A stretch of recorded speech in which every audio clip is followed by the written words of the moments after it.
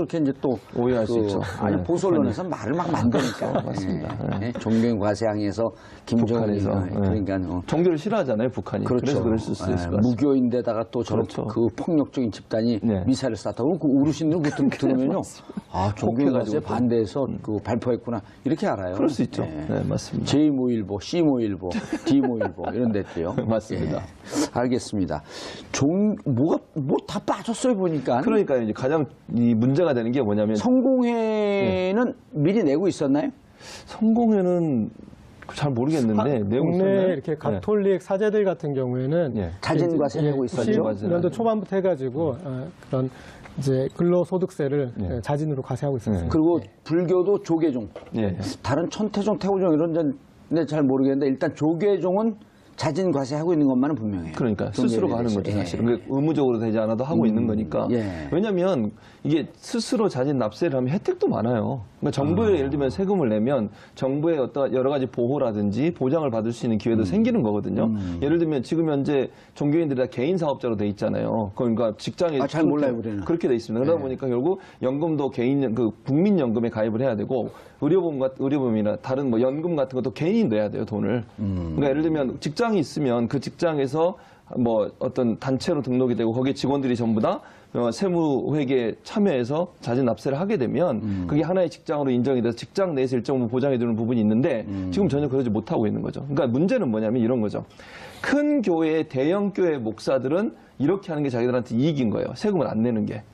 왜냐하면 그 엄청나게 많은 돈을 받아요. 억대 연봉을 받는 사람들이 있거든요. 근데 그건 소수에 불과해요, 제가 볼 때는. 그리고 이제 소위 우리가 이제 교회 제일 높은 분을 담임 목사 이렇게 얘기하고 그 밑에 부목사들이 이렇게 있잖아요. 이분들은 가톨릭으로 따지면 이제 본당 신부님, 그 다음에 보좌 신부님. 예, 그렇죠. 근데 이분들은 그 담임 목회자가 받는 연봉에 뭐 좀 정도의 차이는 있을 수 있지만 크게는 10분의 1, 뭐 한 5분의 1. 뭐 이 정도 받아요. 그러니까 너무 차이가 많이 나는 거예요. 그러니까 담임 목회자는 큰 교회 그것도 큰 교회 담임 목회자 같은 경우에는 세금을 안 내는 게 본인한테 유리한 거예요. 훨씬 더. 그러니까 엄청난 역대 연봉을 받으면 저는 세금을 안 내고 있는 거잖아요. 많으니까. 그렇죠. 근데 그 밑에 뭐 2천만 원 연봉, 3천만 원 이 정도 주로 받거든요. 부교육자, 부목사들이. 근데 이분들은 도리어 그 돈에서 또 자기가 연금도 내야 되고 자기가 의료보험비도 내야 되고 이러는 거잖아요. 결국은. 의료보험도 지역 의료보험 가입자가 돼버리니까. 그럼 교회에서 그걸 보조를 안 해줘요. 근데 만약에 이게 회사처럼 하나의 조직이 세금을 내는 조직으로 되면 그 사람들도 자기가 일부 내고 또 교회에서 일부 내고 이러면서 보조를 받을 수 있는 거잖아요. 그러니까 거의 한 90% 이상의 목회자들은 사실은 찬성하고 있어요. 근데 겉으로 말을 못하는 이유는 대형교회 목회자들이 그걸 거부하고 반대하고 있기 때문에 찍힐까 봐 말을 못하는 거예요. 그러니까 우리가 생각할 때 목사들이 다 반대한다. 저는 그렇게 생각하지 않아요. 그렇죠. 스님들도 다 내니까 반대할 이유가 그러니까요. 없고. 그러니까 신부님들도 그렇고. 네, 조그만 교회는 아니면 부교역자라고 소위 이제 부목사 이런 사람들은 전도사 이런 분들은 정말 열악한 환경에서 일을 해요. 그러니까 업무는 엄청나게 많은데 보수는 엄청나게 적은 거죠. 근데 그게 차라리 세금을 내는 기관으로 들어가고 교회가 세무당국의 어떤 감시를 받게 되면 일정 부분 그 사람들한테 개인적인 복지가 좀 더 돌아갈 수 있는 기회가 된다는 거죠. 좋은 거네요. 예. 근데 이제 대형교회 목사들이나 담임 목사들이 반대하고 있는 거죠, 지금. 반대를 해도 이제 시행령 됐는데, 자, 반대를 하니까 이분들을 좀 무마하려고. 이거 빼고 좀 차 빼고 차 띄고 포 띄고 뭐 먹을 게 없는 거 아니에요? 그렇죠. 근데 일단은 이 종교인 과세를 하려고 했던 취지를 좀 처음에 생각해야 될 것 같습니다. 사실은 종교인 과세를 한다고 아까 말씀하셨듯이 이 과세 대상이 되는 사람들이 워낙 사실은 소수예요. 그리고 그 과세해서 징수할 수 있는 세금이 그렇게 큰 규모인 것도 아니고 그렇지만 조세 형평성을 맞추기 위해서 조세 형평성과 조세 투명성, 그러니까 대한민국에서 감춰진 세금이 있어서는 안 된다라는 이제 그런 그 대원칙이 있는 것이고, 그래서 1968년 초대 국세청장부터 이게 수건 사업이었고 이게 됐고, 그리고 OECD 국가 중에 종교인 과세를 안 하는 나라가 우리나라밖에 없었어요. 그러니까 이 종교인 과세 반대하시면서 이렇게 이건 종교 탄압이라고 기독교 탄압이라고 주장하셨는데, 그러면 그동안에 다른 OECD 국가는 기독교 탄압하고 있었던 거죠. 그런데 OECD 국가 중에 유일하게 종교인에 대해서 종교 단체 같은 경우는 다른 나라도 뭐 비영리법인인가 그럴 테니까 조금 이제 다른 방식의 과세나 그런 걸 하겠지만은 종교인에 대해서는 다 과세를 하고 있었고요. 그래서 지금 이제 이게 우리나라로 왔는데 하나님이 유독 대한민국의 목사님들만, 그것도 큰 교회 목사님들만 편애하시는 건지 모르겠지만 마지막에 기승전 결론도 지금 이 그런 큰 교회를 운영하시는 목사님한테 유리한 입장으로 간 것 같습니다. 그러니까 우리가 세금을 내는 사람이 자, 내가 버는 돈 중에 이 돈은 세금 내고 이 돈은 안 낼래 라고 결정할 수 있는 건 아니잖아요. 그거는 국세청이 판단하는 거 법과 이 명령에 의해서 판단되는 것인데 지금 이제 세금을 내지 않을 과세 대상이 되지 않은 종교활동비에 대한 판단 기준이 각 종교단체에 있는 뭐 당회나 그런 데에서 이렇게 지금 결정되게 돼 있어서 그 구조에서 얼마든지 그분들이 이렇게 이 주장하면은 그게 종교활동비로 비과세 항목으로 빠질 수가 있다라는 게 자, 문제인 것 이 대형교회 목사님이라고 제가 그 생각을 해보고요. 네. 연봉을 좀 많이 받는다 그러니까 조금 이제 적정해서 연봉 한 12억을 받아요. 네. 그럼 이제 월 1억이니까. 예. 1억 중에서 네. 100만 원은 예. 급여고. 280만 원까지 하셔도 돼요. 280만 원까지 해도 세금 안 내요. 280만 원은 급여고. 예. 이게 280만 원은 복잡하잖아요. 계산하니까 200만 원 할게 200만 원. 네. 이거 빼기가 힘들어요. 200만 원은 급여고 예. 9,800만 원은 종교 활동비로 지급하는 거야. 네네. 그럼 9,800만 원에 대해서 세금을 안 내. 예. 그리고 200만 원도 세금을 안 내. 예. 그렇게 하자는 거예요? 그게 현실적으로 가능한 거죠. 네. 그 이제 그럼 대국민 사기극이네. 그 이제 국정농단 세력이네. 예, 그럼? 종교 활동비에 대해서 비유하시기는 그렇게 비유하더라고요. 그러니까 이거는 기업의 법인카드와 비슷한 거다. 기업에서도 이렇게 어떤 그런 기업 활동하다 보면은 필요한 지출이 있는데 비용으로 거기에- 인정하잖아요. 예, 법인카드. 예. 근데 저는 몇 가지 측면 좀 완벽하게 다른 것 같습니다. 그러니까 첫 번째는 기업 자체가 법인세를 내는 주체라는 말이에요. 기업이 법인세. 기업의 법인은 이미 법인세를 내고 있기 때문에 네. 20몇 프로, 22% 정도, 1% 정도의 법인세를 내고 있기 때문에 네. 법인카드 쓰는 것은 이미 거기서 세금을 내고 있다. 예, 거기서 이제 비용의 오. 처리 부분으로 인정을 해주는 것이지. 예. 예, 그리고 거기에 대해서 법인카드에 대해서 무한정으로 쓸 수 있는 게 아니라 한도가 있잖아요. 예, 제한돼 있습니다. 인정해주는 게 요즘은 차량 비용도 네. 연 1,100만 원인가밖에 인정을 안 해줘요. 예. 차량 운영비 이런 거를. 네. 예전에는 무한정 인정을 해줬거든요. 네. 그러니까 차량 한다 그러면서 이사한테 준 차량이 무슨 그 업무용으로 갖고 6시 이후에는 못 쓰게 되는데 하루 종일 쓰고 다니고 개인용으로 휴일도 쓰고 다니고 그리고 기름값 뭐 다 그 청구하고. 그렇죠. 근데 이제 지금 그게 안 된단 말이에요. 이거 종교 활동비일 경우 비과세다? 그러면 문제가 눈 있는 가리고 거죠. 아웅이죠, 이게. 그렇죠. 왜냐면 이런 거예요. 종교 활동비가 눈 가리고 요즘 말이 바뀌었네. 눈 네. 가리고 야옹. 주잡아야 되니까. 그러니까 법인카드하고 조금 차원이 다른 게 어떻게 생각하시면 되냐면 보통 이제 뭐 교회만 예를 들어볼게요. 예. 제가 교회 목회자의 사례비라고 보통 얘기를 합니다. 우리가 사례비 안에 항목이 여러 가지가 있어요. 아하. 근데 그게 월급이 아니고 이런 거예요. 차량 운영 지원금 얼마 매달, 도서 구입비 얼마, 그 다음에 신방 가는데 드는 교통비 얼마, 그러니까 자녀 학비 얼마. 이런 항목이 식대 엄청나게 얼마, 많아요. 네. 숙직료, 뭐 여비 등 얼마. 네, 사례비 안에 다양한 형태의 항목들이 있는데 그걸 다 지금 우리는 이제 교회를 그냥 목회 활동비가 되고 여기는 종교 활동비가 되는 거죠. 그러니까 그럼 다 안 내는 거네? 그렇죠. 그건 안 내는 거죠. 근데 그건 다 개인이 받는 거예요. 카드를 가지고 가다 쓰는 게 아니라 돈으로 받아요, 직접. 예, 예. 그러니까 목회자가. 예. 그러니까 카드하고 또 다른 개념이에요. 월급 항목처럼 그냥 있는 거죠. 있는 거예요. 월급 항목에 항목만 다른 거고 예. 그걸 이제 목회 활동비로 통틀어서 얘기를 하는 거죠. 그럼 결국 뭐 지금 말씀하신 거 받은 돈의 90% 이상을 그냥 비과세로 할 수 있는 거죠. 왜냐면 항목만 바꿔주면 돼요. 준 돈은 똑같이 주면서. 저걸 보고 설명하면 아주 좋을 것 같아요. 예. 어느 분이 하실래요? 가위바위보 하실래요? 방금 이제 그런 얘기하신 그런 내용이고요. 지금 이 비과세 항목이 있는데 마지막에 이제 소득에서 제외되는 저 목회 활동비라는 예, 과세 비과세는 일단 네. 그 급여로 받는 것 중에 예, 예. 그렇죠. 급여로 받는 것 중에 과세가 되는 생활비, 항목과. 사례비 이런 등등 상여금 등등 여기다 세금을 매기고 네. 비과세는 본인 학자금, 본인 차량 유지비 이건 한도가 있네요. 네. 월 20만 원 이하, 출산 및 보육비 6세에 월 20만 원 이하, 사택 지원 이런 등등은 비과세 세금을 네. 세금에서 제외하는 거예요. 저 부분은 이제 이 기본적인 근로소득세의 어떤 그런 그 기준에 원칙과 근거해서. 거의 이제 비슷한 것 같고요.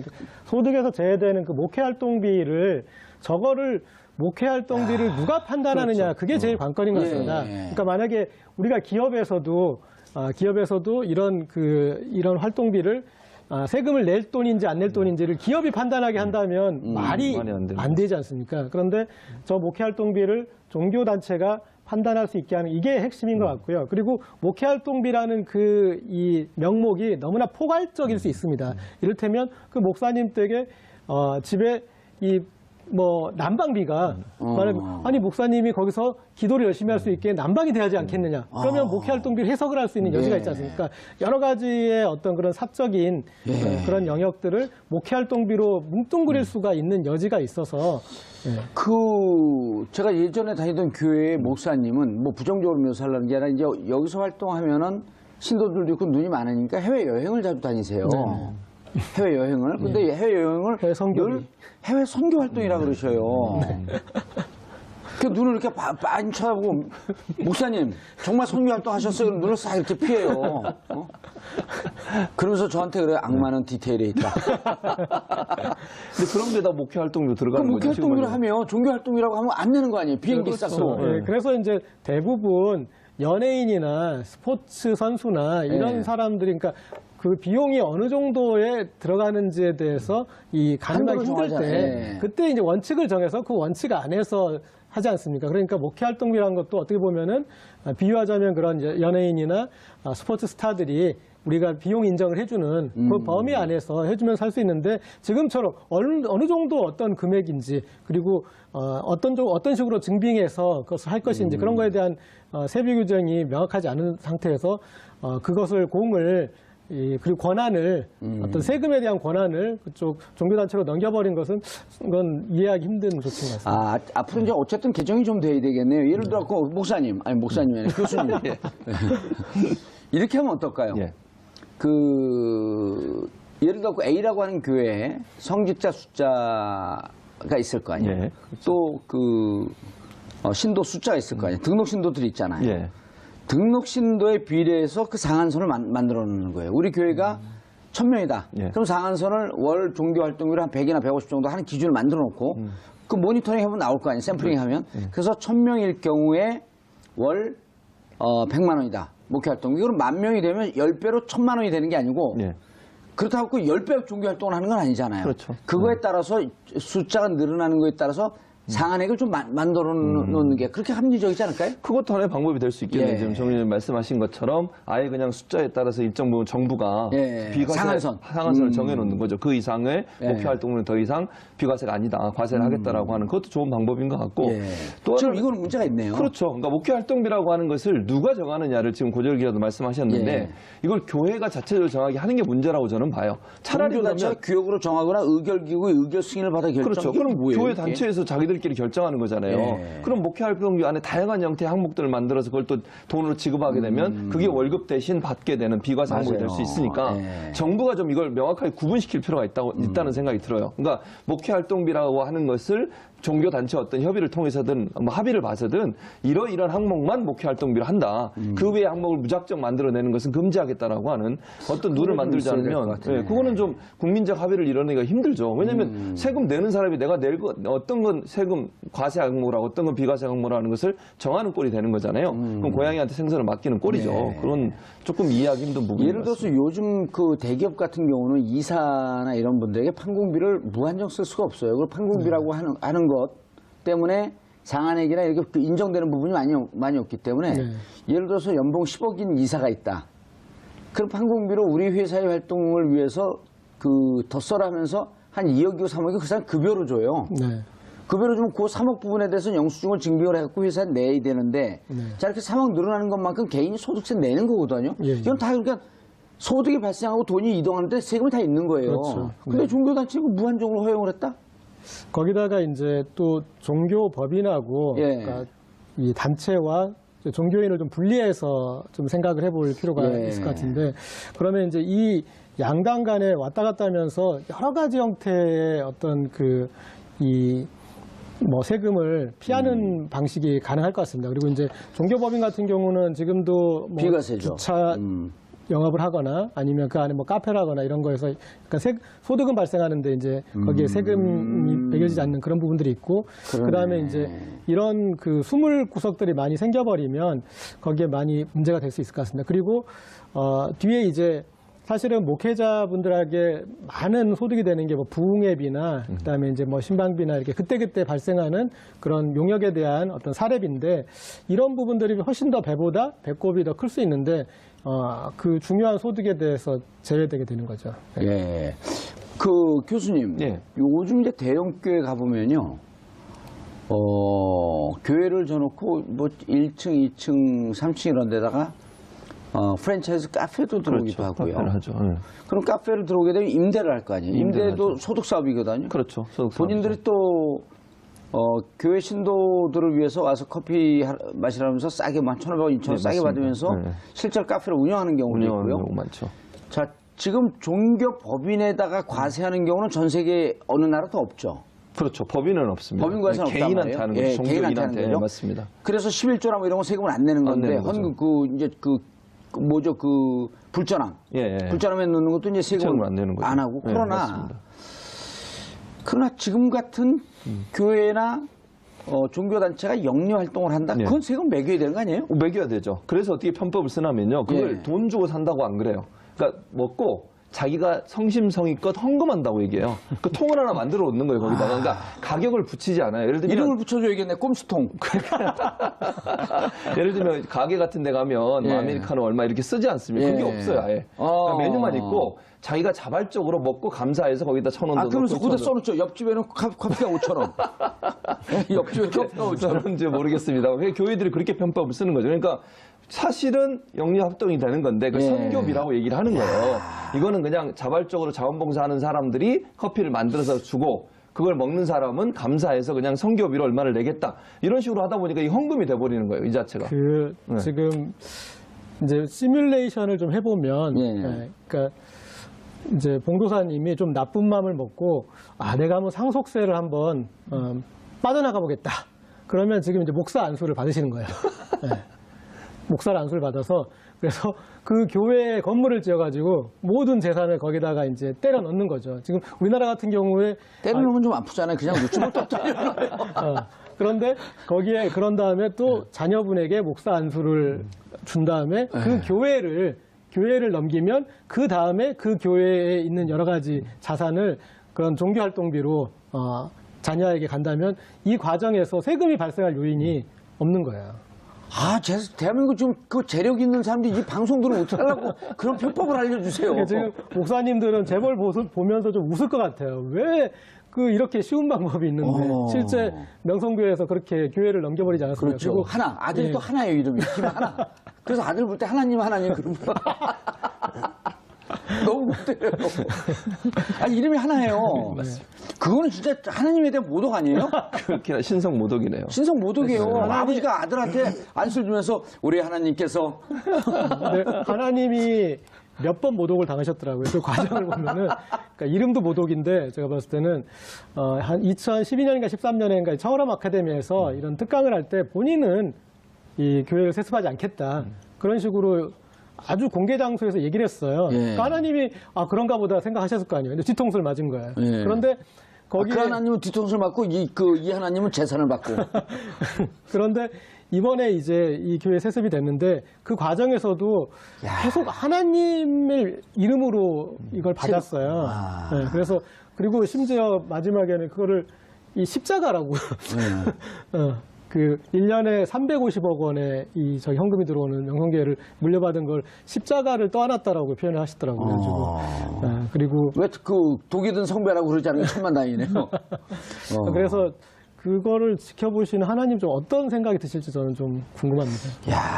근데 이렇게 하고 진짜 궁금한 게 물론 이제 그 종교적 양심에다 호소하자고 이게 편법이고 예. 꼼수고 예. 세금 안 내려고 하고 이런 건 목사님들이 스스로 알지 않나요?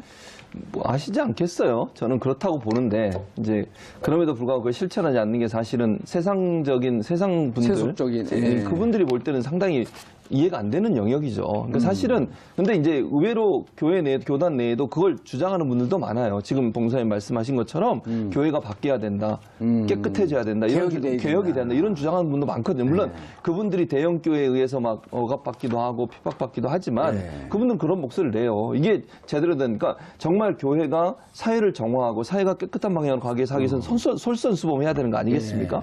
그리고 종교인이라 하더라도 본인이 얻은 그 소득에 대해서는 세금을 내는 게 정말 당연한 거 아니에요? 근데 종교 단체야 뭐 아까 말씀한 법인이고 거기는 그냥 비영리 단체니까 뭐 종교 단체뿐만 아니라 비영리 사업을 하는 NGO 단체들은 세금을 안 내니까 그거는 이해를 하겠지만 개인이 월급을 받고 뭔가 보수를 받았다면 거기는 당연히 예외 없이 다 세금을 내는 게 맞다고 저는 생각하는데 그런 부분에서 좀 인식을 제대로 못하는 건 안타까운 부분이죠. 재미있는 부분이 이 명성교회 세습 과정에서 그러니까 그런 것에 대해서 하나님이 알고 내가 알고 또 옆교회 목사님이 아세요.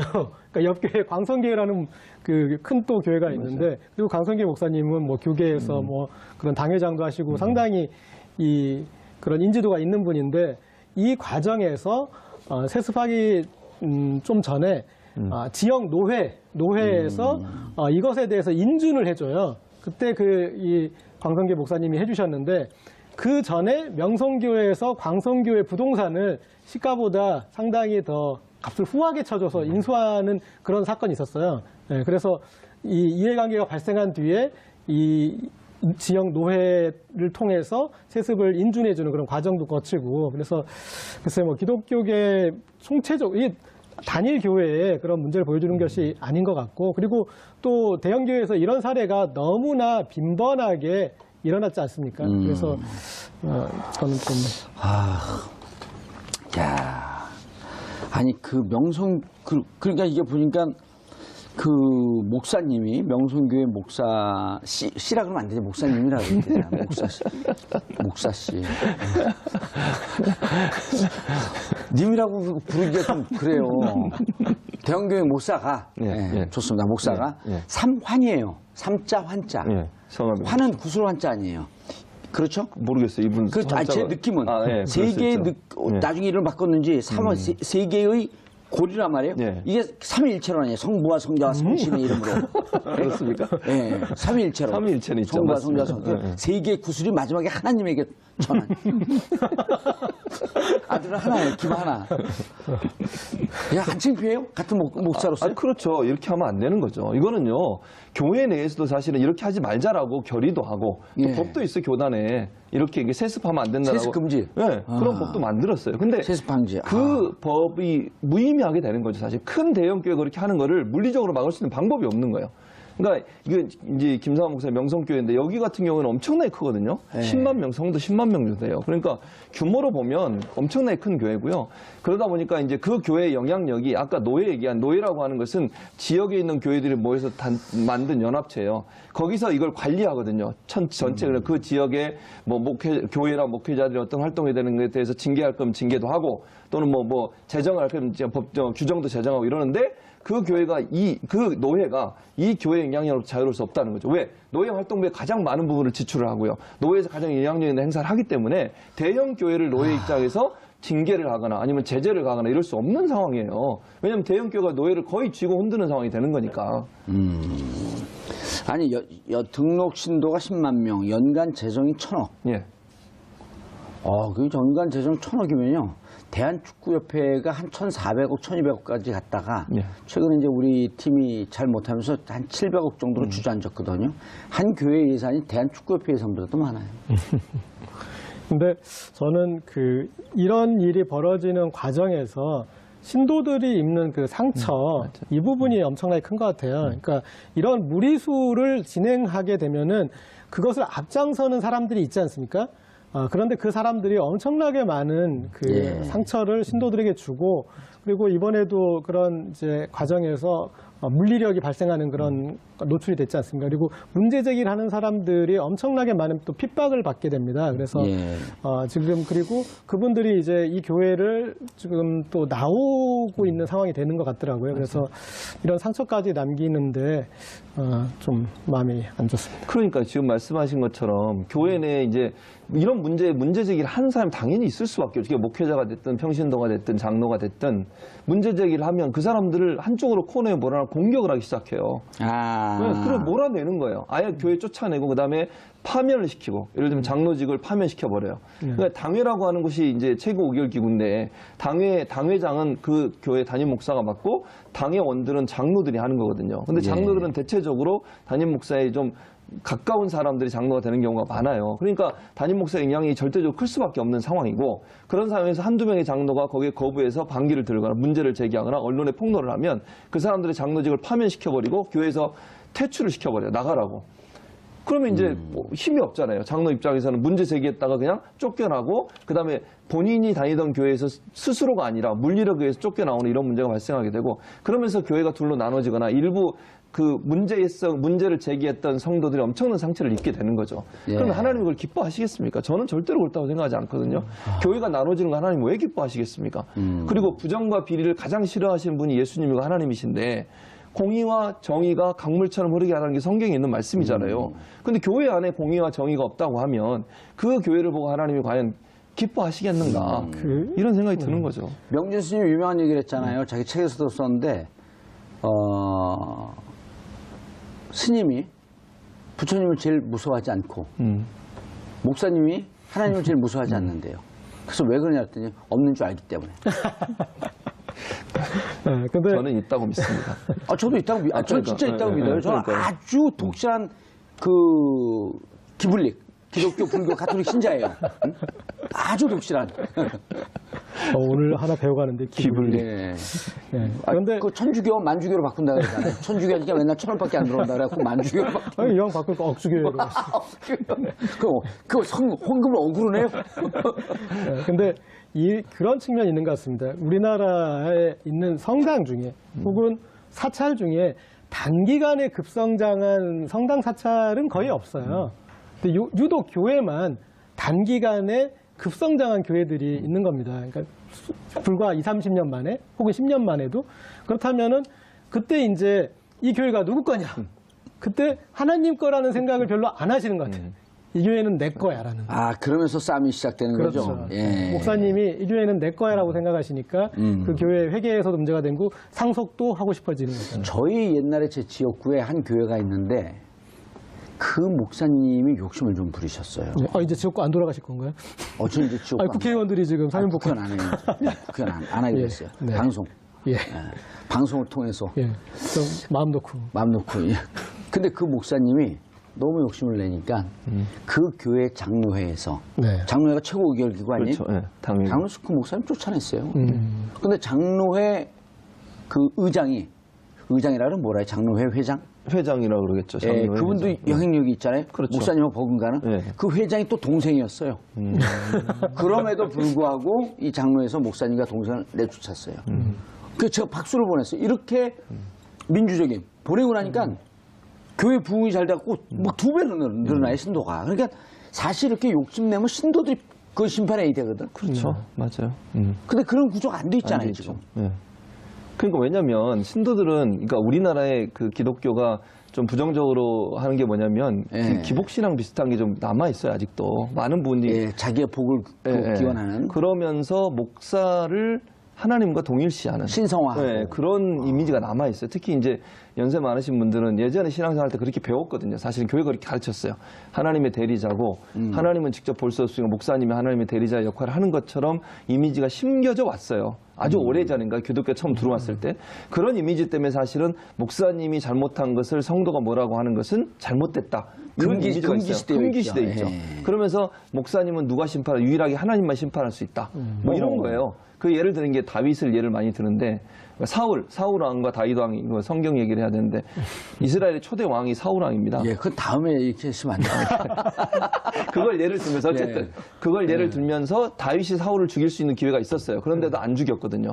그러면서 하는 얘기가 하나님이 세우신 왕을 내가 내 마음대로 죽일 수 없다 이런 말을 해요 성경에. 그걸 인용해서 목사님을 마치 그렇게 생각하는 거죠. 그분을 공격하거나 그분을 몰아내는 것은 하나님만 할 수 있는 건 사람은 할 수 없다. 이런 이미지가 이제 교회에 남아 있어서 그게 이제 결국 지금 말씀을 신성시하는 그런 분위기로 변형됐다 이렇게 볼 수 있겠네요. 이게 뭐 그 기독교나 이거를 그 폄하하거나 혹은 그 명예훼손하거나 그러려고 그런 건 그건 아닌데 아니죠. 그 인천에서 한 목사님이 신도하고 바람이 났어요. 그래서 그냥 남편이 그 호텔에 급습을 하니까 그 목사님이 한 7층에 8층 대롱대롱 매달리다가 떨어져 돌아가셨어요. 그 유명한 기사예요. 네네. 그랬더니 그 교회에서 올해 그 질병으로 급속으로 사고로 돌아가셨다. 원인도 안 얘기하고. 네. 그러니까 이런 게 일종의 신성시하고 그렇죠. 그게 실제 우상숭배 아니에요? 그렇게 되면 그건 우상숭배죠. 지금 말씀하신 그 사례만 보면 그건 그 분명 기사가 우상숭배. 있어요. 검색하면 다 나와요, 그게. 그건 우상숭배죠, 사실은. 그래서 잘못된 걸 밖에 밝혀야죠. 이렇게 매달리는 사진도 나왔어요. 그러니까요. 나쁜 짓 하다가 그런 짓을 했으면 이건 파면을 시키고 문제 있다라고 얘기를 하는 게 맞는 거 아닙니까? 근데 거기도 대형교회예요. 그러니까요. 지금 이렇게 목사님들 뒷담화하는 자리가 저도 갑자기 생각나는 그런 이야기가 있어가지고. 아니, 왜 그러냐면 이게 그 목사님들이 전에 이제 그 이명박 정부 들어오자마자 노무현 정부 때 만들었던 종부세. 제가 이 얘기를 인용을 많이 하는데 그 종부세를 없애는 날 서울대 교수 한 분이 이제 우리가 오전 일주일에 한 번씩 그 국회에서 조찬 연구 공부 모임을 하는데 그분 보수적인 분이에요. 네.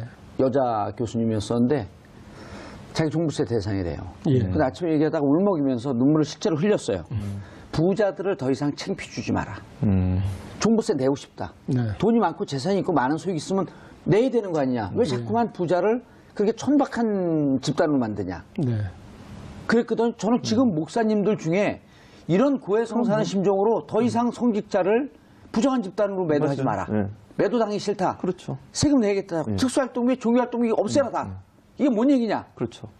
이러한 그 셀프 적폐 청산하는 분들이 나와야 돼요. 사실 있어요. 그게 있어요? 목소리가 적어서 그렇지. 그러니까 그게 조명을 안 받아서 그렇지. 그러니까 뭐 기독교 개혁 실천위원회인가 무슨 그런 맞아요. 모임들, 뭐 네. 젊은 목회자들 중에 그렇게 하시는 분들이 있어요, 정말로. 근데 그런 분들이 많이 있는데 그분들 심지어 원로 기독교인들 중에서도 원로분들 중에서도 명성교회 세습에 대해서는 가서 반대하고. 1인 시위도 하고 그렇죠. 그런 목소리가 있습니다. 네. 예. 근데 이제 그게 그럼에도 불구하고 이 큰 교회 목회자들이 그걸 받아들이지 않는 거죠. 그러니까 권력을 계속 자기들한테 자기 사유화하려고 하고 세습은 정말 이건 제가 볼 때 성도들 기독교인들 중에 90% 이상 반대할 거예요. 근데 어쩔 수 없이 그걸 받아들이는 거죠, 사실은. 아까 제가 말씀드렸듯이 목회자에게 반항하고 거부하는 것이 하나님께 벌을 받을 수 있다고 하는 그런 어떤 두려움, 그런 것들이 결국은 작용을 하는 거예요.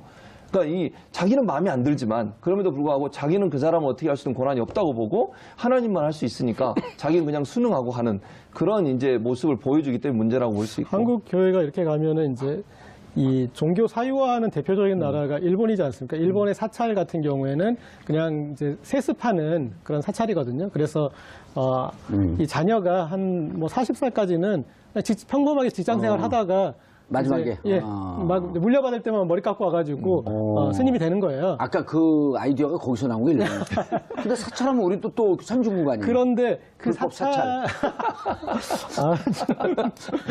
근데 그 사찰의 의미가 일본에서는 거의 종교적인 의미라기보다는 장례식을 집행하는 일종의 서비스 업체에 지나지 않는 거예요. 그래서 그냥 이렇게 하면 이제 그냥 장례식 정도를 집행해주는. 그래서 그 영업력을 인수인계 받는 거죠. 그런데 한국 교회가 이런 식으로 세습으로 가면은 저는 그런 일본 사찰이 갖는 그런 정도의 역할밖에 우리 사회에서 못하지 않나 싶습니다. 그리고 종교인들이 떠난 그 교회나 목사나 성당이 존재할 수 없잖아요. 그렇죠. 우리가 시청자가 떠나면 우리 방송에 왜 의미가 있어요? 그렇죠. 그러니까 모든 것의 주인은 결국은 신도고 맞습니다. 국민이고 시청자고 이런 주장을 하는 거 아니에요? 그래서 당연하죠. 그러니까 교회도 민주화돼야 돼요. 저는 그렇게 생각해요. 물론 이제 교회가 세상적인 모든 룰을 따라야 된다 이렇게 볼 수는 없죠. 특수성을 갖고 있으니까. 그럼에도 불구하고 사회법이 또 따로 있으니까. 그렇죠. 그럼에도 불구하고 가능한 한 모든 방법이 민주적인 방법이 동원이 돼야 돼요. 그러니까 특수한 경우를 빼고는. 근데 지금 구조를 보면 그런 의사결정이 안 돼요, 사실. 사실은. 그러니까 소위 목회자나 장로나 이런 어떤 교회 내 권위적인 집단이나 단체가 모든 걸 결정하고 그것이 일방적으로 하향식으로 전달되는 그런 구조를 갖고 있기 때문에 민주적으로 성도들이 원하는 부분이 받아들이는 부분이 적어서 이런 문제가 계속 발생하는 원인이 아닌가 하는 생각이 듭니다. 그런데 앞으로 이게 지금 이제 그 범위를 종교 활동비는 면세다, 비과세다 이런 등등은 시행령으로 바꿀 수 있는 건가요? 아니면 법을 바꿔야 되는 건가요? 지금 결정 단계가 시행령 단계에서 결정한 거 아닙니까? 아, 그럼 시행령 바꾸면 또 가능할 수 있겠네요. 가능할 것 같습니다. 왜냐하면 처음에 일단 종교인 과세한다라고 하는 그 턱을 넘는 의미가 있거든요. 그리고 이미 그것에 대해서는 법적인 거는 국회에서 다 절차를 밟아 끝난 것이고. 다만 이제 시행령 시행하면서 과세 범위를 어디까지 할 것인지. 우리 2부 순서 나온 김준영 교수도 또 교회 오빠예요, 여기도. 네? 여기도 목사님 되려고 그러다가 그냥 이것을 하는 바람에 그냥. 앞으로 그 시행령을 고치면서 과세 범위를 좀 더 넓힐 수 있는 그 개선의 방향은 여지는 있네요. 네, 그리고 이 국민들이 지켜보고 있다라는 거, 그리고 하나님이 지켜보고 있습니다. 예. 그거 좀 헤아려줬으면 좋겠고. 안무소 안 되니까요. 그 명성교회 세습 반대할 때 원로원 목사님이 한 분 거기 가서 이렇게 반대를 하니까 주변에서 걱정하는 목소리는 이렇게 힘 있는 목사한테 왜 가서 개기느냐. 이 말 한마디로 천냥빚을 진대는데 그러니까 그 목사님이 그 김동호 목사님 그런 말 하셨어요. 김동호 목사님. 그러면 나 천냥 내고 나 할 말 할게. 그런 분도 있었는데 좀 자정작용에 의해서 이 부분이 좀 보완됐으면 좋겠습니다. 한국 대형교회 목회자의 죄악상을 다룬 코바디스 김재환 감독이 한 말이 있습니다. 교회는 그리스로 이동해 철학이 됐고 로마로 가서는 제도가 됐다. 그 다음에 유럽에서는 문화가 됐으며 마침내 미국에 왔을 때 교회는 기업이 됐다. 미국 상원의 채플 목사였던 리처드 헬버슨 목사의 말에 한마디 덧붙인다면 김재환 감독의 말입니다. 교회는 한국으로 와서는 대기업이 됐다.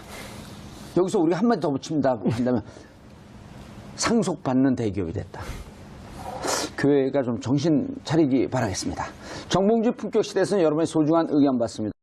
그렇게 이제 또 오해할 수 있죠. 아니 보수 언론에서 말을 막 만드니까 맞습니다. 종교인 과세항에서 김정은이 그러니까 종교를 싫어하잖아요, 북한이. 그렇죠. 그래서 그럴 수 있을 것 같습니다. 무교인데다가 또 저런 그 폭력적인 집단이 미사일을 쐈다고 그 어르신들 들으면요, 종교인 과세에 반대해서 그 발표했구나 이렇게 알아요. 그럴 수 있죠. 네, 맞습니다. J모일보, C모일보, D모일보 이런 데도요. 맞습니다.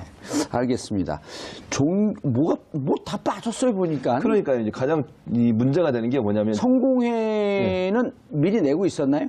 성공회는 잘 모르겠는데 내고 국내 있었나요? 이렇게 가톨릭 사제들 같은 경우에는 자진과세 내고 있었죠. 90년도 초반부터 해가지고 그런 이제 근로소득세를 자진으로 과세하고 있었습니다. 그리고 불교도 조계종, 다른 천태종, 태우종 이런 데는 잘 모르겠는데 일단 조계종은 자진 과세하고 있는 것만은 분명해요. 그러니까 스스로 가는 거죠, 사실은. 그러니까 의무적으로 되지 않아도 하고 있는 거니까.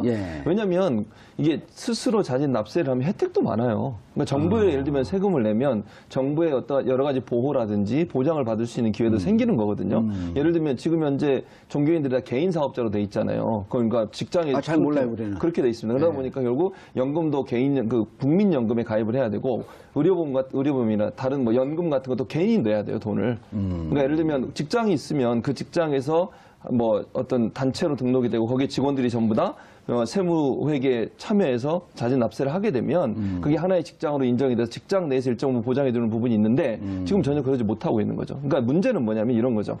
큰 교회, 대형 교회 목사들은 이렇게 하는 게 자기들한테 이익인 거예요. 세금을 안 내는 게. 왜냐하면 그 엄청나게 많은 돈을 받아요. 억대 연봉을 받는 사람들이 있거든요. 근데 그건 소수에 불과해요, 제가 볼 때는. 그리고 이제 소위 우리가 이제 교회 제일 높은 분을 담임 목사 이렇게 얘기하고 그 밑에 부목사들이 이렇게 있잖아요. 이분들은 가톨릭으로 따지면 이제 본당 신부님, 그다음에 보좌 신부님. 그렇죠. 근데 이분들은 그 담임 목회자가 받는 연봉에 뭐 좀 정도의 차이는 있을 수 있지만 크게는 10분의 1, 한 5분의 1. 뭐 이 정도 받아요. 그러니까 너무 차이가 많이 나는 거예요. 그러니까 담임 목회자, 큰 교회 그것도 큰 교회 담임 목회자 같은 경우에는 세금을 안 내는 게 본인한테 유리한 거예요. 훨씬 더. 그러니까 엄청나게 역대 연봉을 받으면 저는 세금을 안 내고 있는 거잖아요. 많으니까. 그렇죠. 근데 그 밑에 뭐 2천만 원 연봉, 3천만 원 이 정도 주로 받거든요. 부교육자, 부목사들이. 근데 이분들은 도리어 그 돈에서 또 자기가 연금도 내야 되고 자기가 의료보험비도 내야 되고 이러는 거잖아요. 결국은 예. 의료보험도 지역 의료보험 가입자가 돼버리니까 그럼 교회에서 그걸 보조를 안 해줘요. 근데 만약에 이게 에 있는 뭐 당회나 그런 데서 이렇게 지금 결정되게 돼 있어서 그 구조에서 얼마든지 그분들이 이렇게 이 주장하면은 그게 종교활동비로 비과세 항목으로 빠질 수가 있다라는 게 자, 문제가. 이 대형교회 목사님이라고 제가 그 생각을 해보고요. 네. 연봉을 뭐 좀 많이 받는다 그러니까 조금 이제 적정해서 연봉 한 12억을 받아요. 네. 그럼 이제 월 1억이니까 예. 1억 중에서 네. 100만 원은 예. 급여고 280만 원까지 하셔도 돼요. 280만 원까지 해도 세금 안 내요. 280만 원은 급여고 예. 이게 280만 원 하면 복잡하잖아요. 계산하니까 200만 원 할게 200만 원. 이거 빼기가 힘들어요. 200만 원은 급여고 예. 9,800만 원은 종교 활동비로 지급하는 거야. 네네. 그럼 9,800만 원에 대해서 세금을 안 내. 예. 그리고 200만 원도 세금을 안 내. 예. 그렇게 하자는 거예요? 그게 현실적으로 가능한 거죠. 네. 그 이제 그럼 대구미 사기극이네. 그 이제 국정농단 세력이네. 예, 그럼? 종교 활동비에 대해서 비유하시기는 그렇게 비유하더라고요. 그러니까 이거는 기업의 법인카드와 비슷한 거다. 기업에서도 이렇게 어떤 그런 기업 활동하다 보면은 필요한 지출이 있는데 비용으로 거기에- 인정하잖아요. 예, 법인카드. 예. 근데 저는 몇 가지 측면 좀 완벽하게 다른 것 같습니다. 그러니까 첫 번째는 기업 자체가 법인세를 내는 주체라는 말이에요. 기업이 법인세. 기업의 법인은 이미 법인세를 내고 있기 때문에 네. 20몇 프로에 22% 정도, 1% 정도의 법인세를 내고 있기 때문에 네. 법인카드 쓰는 것은 이미 거기서 세금을 내고 있다. 예, 거기서 이제 비용의 오. 처리 부분으로 인정을 해주는 것이지. 예. 예, 그리고 거기에 대해서 법인카드에 대해서 무한정으로 쓸 수 있는 게 아니라 한도가 있잖아요. 예, 제한돼 있습니다. 인정해주는 게. 요즘 차량 비용도 네. 연 1,100만 원인가밖에 인정을 안 해줘요. 예. 차량 운영비 이런 거를. 네. 예전에는 무한정 인정을 해줬거든요. 그러니까 차량 한다 그러면서 이사한테 준 차량이 무슨 그 업무용으로 갖고 6시 이후에는 못 쓰게 되는데 하루 종일 쓰고 다니고 개인용으로 휴일도 쓰고 다니고 그리고 기름값 뭐 다 그 청구하고. 그렇죠. 근데 이제 지금 그게 안 된단 말이에요. 이거 종교 활동비일 경우는 비과세다? 그러면 문제가 눈 되는 가리고 거죠. 아웅이죠, 이게. 그렇죠. 왜냐하면 이런 거예요. 종교 활동비가 눈 가리고 요즘 말이 바뀌었네. 눈 네. 가리고 야옹. 주잡아야 되니까. 그러니까 법인카드하고 조금 차원이 다른 게 어떻게 생각하시면 되냐면 보통 이제 뭐 교회만 예를 들어볼게요. 예. 제가 교회 목회자의 사례비라고 보통 얘기를 합니다. 우리가 사례비 안에 항목이 여러 가지가 있어요. 아하. 근데 그게 월급이 아니고 이런 거예요. 차량 운영 지원금 얼마 매달, 도서 구입비 얼마. 그다음에 회사처럼 하나의 조직이 세금을 내는 조직으로 되면 그 사람들도 자기가 일부 내고 또 교회에서 일부 내고 이러면서 보조를 받을 수 있는 거잖아요. 그러니까 거의 한 90% 이상의 목회자들은 사실은 찬성하고 있어요. 근데 겉으로 말을 못하는 이유는 대형교회 목회자들이 그걸 거부하고 있고 반대하고 있기 때문에 찍힐까봐 말을 못하는 거예요. 그러니까 우리가 생각할 때 목사들이 다 반대한다. 저는 그렇게 생각하지 않아요. 그렇죠. 어찌 보면- 스님들도 다 내니까 반대할 이유가 그러니까요. 없고. 그러니까 신부님들도 그렇고. 네, 조그만 교회는 아니면 부교역자라고 소위 이제 부목사 이런 사람들은 전도사 이런 분들은 정말 열악한 환경에서 일을 해요. 그 업무는 엄청나게 많은데 보수는 엄청나게 적은 거죠. 근데 그게 차라리 세금을 내는 기관으로 들어가고 교회가 세무 당국의 어떤 감시를 받게 되면 예. 일정 부분 그 사람들한테 개인적인 복지가 좀 더 돌아갈 수 있는 기회가 된다는 거죠. 좋은 거네요. 예. 근데 아마, 이제 예. 대형교회 목사들이나 담임 목사들이 반대하고 있는 거죠, 지금. 반대를 해도 이제 시행령 됐는데, 자, 반대를 하니까 이분들을 좀 무마하려고. 이거 빼고 좀 차 빼고 차 띄고 포 띄고 뭐 먹을 게 없는 거 아니에요? 그렇죠. 근데 일단은 이 종교인 과세를 하려고 했던 취지를 좀 처음에 생각해야 될 것 같습니다. 사실은 종교인 과세를 한다고 아까 말씀하셨듯이 이 과세 대상이 되는 사람들이 워낙 사실은 소수예요. 그래서 예. 그 과세해서 징수할 수 있는 세금이 그렇게 큰 규모인 것도 아니고 그렇지만 조세 형평성을 맞추기 위해서 조세 형평성과 조세 투명성, 그러니까 대한민국에서 감춰진 세금이 있어서는 안 된다라는 이제 그런 그 대원칙이 있는 것이고 그래서 1968년 초대 국세청장부터 이게 수건 사업이었고 이게 됐고 그리고 OECD 국가 중에 종교인 과세를 안 하는 나라가 우리나라밖에 없었어요. 그러니까 이 종교인 과세 반대하시면서 이렇게 이건 종교 탄압이라고 기독교 탄압이라고 주장하셨는데 그러면 그동안에 다른 OECD 국가는 기독교 탄압하고 있었던 거죠. 그런데 OECD 국가 중에 유일하게 종교인에 대해서 종교 단체 같은 경우는 다른 나라도 뭐 비영리법인인가 그럴 테니까 조금 이제 다른 방식의 과세나 그런 걸 하겠지만은 종교인에 대해서는 다 과세를 하고 있었고요. 그래서 지금 이제 이게 우리나라로 왔는데 하나님이 유독 대한민국의 목사님들만, 그것도 큰 교회 목사님들만 편애하시는 건지 모르겠지만 마지막에 기승전 결론도 지금 이 그런 큰 교회를 운영하시는 목사님한테 유리한 입장으로 간 것 같습니다. 그러니까 우리가 세금을 내는 사람이 자 내가 버는 돈 중에 이 돈은 세금 내고 이 돈은 안 낼래 라고 결정할 수 있는 건 아니잖아요. 그거는 국세청이 판단한 거 법과 이 명령에 의해서 판단되는 것인데 지금 이제 세금을 내지 않을 과세 대상이 되지 않은 종교활동비에 대한 판단 기준이 각 종교단체 활동비 들어가는 그럼 거죠. 목회활동비로 하면 종교활동이라고 하면 안 내는 거 아니에요? 비행기 쌌고. 예, 그래서 이제 대부분 연예인이나 스포츠 선수나 이런 사람들이 그러니까 그 비용이 어느 정도에 들어가는지에 대해서 이 가늠하기 한도를 힘들 때 정하잖아요. 그때 이제 원칙을 정해서 그 원칙 안에서 하지 않습니까? 그러니까 목회활동비라는 것도 어떻게 보면은 비유하자면 그런 이제 연예인이나 스포츠 스타들이 우리가 비용 인정을 해주는 그 범위 안에서 해주면 살 수 있는데 지금처럼 어느 정도 어떤 금액인지 그리고 어떤 식으로 증빙해서 그것을 할 것인지 그런 거에 대한 세부 규정이 명확하지 않은 상태에서 그것을 공을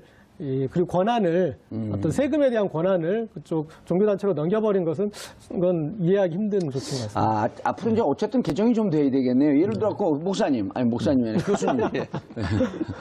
이렇게 하면 어떨까요? 예. 예를 들어 A라고 하는 교회에 성직자 숫자가 있을 거 아니에요. 예. 또 신도 숫자가 있을 거 아니에요. 등록 신도들이 있잖아요. 예. 등록 신도에 비례해서 그 상한선을 만들어 놓는 거예요. 우리 교회가 1000명이다. 예. 그럼 상한선을 월 종교 활동비로 한 100이나 150 정도 하는 기준을 만들어 놓고 그 모니터링 해보면 나올 거 아니에요. 샘플링 하면. 그래서 1000명일 경우에 월 100만 원이다. 목회 활동. 이거는 10,000명이 되면 10배로 1000만 원이 되는 게 아니고 예.